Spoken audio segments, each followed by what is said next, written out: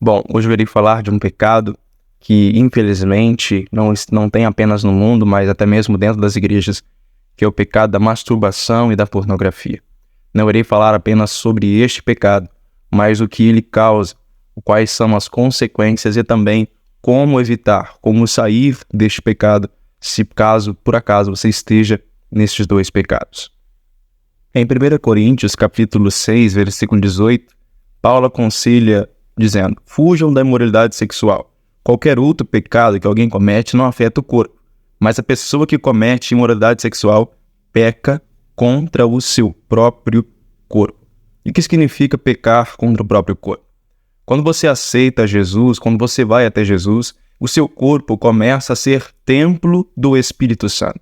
Quando você aceita Jesus, ele revive o nosso espírito, transformando o coração que era de pedra em um coração de carne, nos trazendo a vida novamente. Então nós passamos a ser templo, morada do Espírito Santo. E quando você está pecando contra si mesmo. E o que isso causa? Causa falta de identidade. Você começa a perder a sua identidade. Tudo ao seu redor começa a perder o valor, até porque na sua mente os valores da palavra estão sendo distorcidos e você começa a perder a sua identidade. O que isso causa? Cegueira e frieza espiritual. E algo extremamente perigoso que este pecado causa é ofuscar, diminuir a nossa sensibilidade, ofuscar a voz do Espírito Santo de Deus. O Espírito Santo é aquele que nos leva a Deus, que nos convence do pecado, que nos impede de cometer vários pecados, nos levando a se chegar a Deus e obedecer a sua voz, obedecer a sua palavra. E através deste pecado, o Espírito Santo vai sendo ofuscado. Nós perdemos a sensibilidade a Deus. E isso é extremamente perigoso.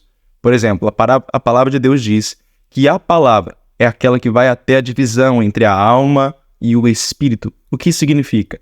Através da palavra de Deus, você identifica o que vem de Deus e o que vem de você. A alma é o seu sentimento e o espírito é a voz de Deus. Através do espírito ouvimos o que o Senhor quer. O espírito testifica com o nosso espírito. Então a palavra de Deus é aquela que nos mostra o que vem de nós e o que vem de Deus. E se nós perdermos essa sensibilidade, como conseguiremos saber a vontade de Deus? Como conseguiremos saber a posição em que estamos? Como saberemos o que fazer neste momento, neste processo que estamos vivendo? Então isso é extremamente perigoso. E não apenas com este pecado específico, mas todos os outros pecados, quando cometidos, o inimigo trabalha na nossa mente, nos colocando ataques, nos mostrando ou afirmando que não podemos chegar a Deus. Somos indignos, somos pecadores, perdemos a nossa salvação e vem aqueles ataques na mente, nos impedindo ou nos afastando de Deus. E isso é exatamente o que o inimigo quer que você faça. Se afaste de Deus e deixe de buscar a Ele, e Ele vai utilizar de tudo na sua mente para te afastar ou te impedir de buscar a Deus. Mas essa é uma completa mentira. O inimigo diz que se você chegar a Ele, você não pode, porque você está impuro. Mas, na verdade, é Jesus quem limpa, então como que eu vou ser limpo se não se chegar a Jesus? É Jesus que me purifica, não eu que sujo Ele. Jesus disse que Ele é o caminho, a verdade e a vida. Ninguém vai ao Pai a não ser por Ele. O que significa? Naquela época tinha o tabernáculo, que era o lugar onde as pessoas alcançavam a presença de Deus, onde iam buscar a presença de Deus. E as 3 portas do tabernáculo significam exatamente isso no hebraico: caminho, a verdade e a vida. Então Jesus, quando disse essas palavras, estava dizendo: eu sou o caminho, a verdade e a vida. Vocês só alcançam a presença de Deus através de mim. Ele foi o nosso maior sacrifício, o nosso sacerdote, o Cordeiro de Deus, que tira o pecado do mundo. Então nós precisamos ir até Jesus para se limpar, para ser purificados e ser limpos pelo seu sacrifício, pelo seu sangue.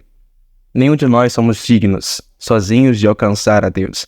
Não são pelas nossas obras, são pela graça. Ninguém consegue alcançar a Deus sozinho, ninguém é digno. Todos pecaram e destituídos estavam da glória de Deus. É somente pelo sacrifício de Jesus que nós podemos alcançar a presença de Deus. Então é bem simples. Jesus é a solução. É Jesus que nos lava, purifica, que nos redime. É Jesus. Nós temos que chegar a Ele e buscar a sua palavra. Então, independente do pecado que você venha buscando vencer. Saiba que é apenas Jesus que conseguirá, que te levará a vencer qual seja o seu pecado. Então se achegue a Jesus buscando o Espírito Santo e a Palavra de Deus. E saiba que muitas vezes nós achamos que perdemos tempo por não estar tão próximos. Na verdade, perda de tempo é não ir e pedir perdão. Você não perdeu tempo por não ter ido antes. Você está perdendo tempo por não ir enquanto você pode. A perca de tempo é não mudar, é não se arrepender, é não mudar a sua trajetória. Então que você, o quanto antes, venha mudar a sua trajetória, venha sair deste caminho errado e ir para Jesus, que é o caminho.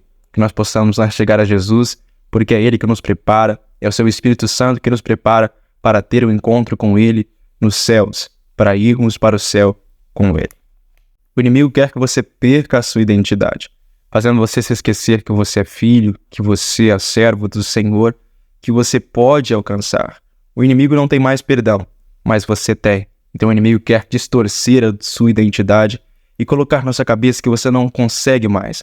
Porém, eu venho te dizer que ainda há esperança. A árvore que foi cortada pode voltar a nascer através do sopro, através da água ou através do Espírito Santo de Deus. Então saiba que ainda há esperança enquanto há vida. Que você venha aproveitar a oportunidade que Deus tem te dado e saiba que Ele te espera para segurar na sua mão e te ajudar a caminhar. Nunca perca a sua identidade. Você é filho, você é muito valioso para Deus. Você não foi comprado por ouro nem prata, mas sim pelo sangue de Cristo Jesus. Então aceite esse sacrifício. Que você venha pedir hoje um renovo espiritual, um renovo na sua vida com Deus, sendo purificado, sendo lavado no sangue do Cordeiro, e que você venha ser mais santo, mais purificado através do sacrifício de Jesus, se aproximando.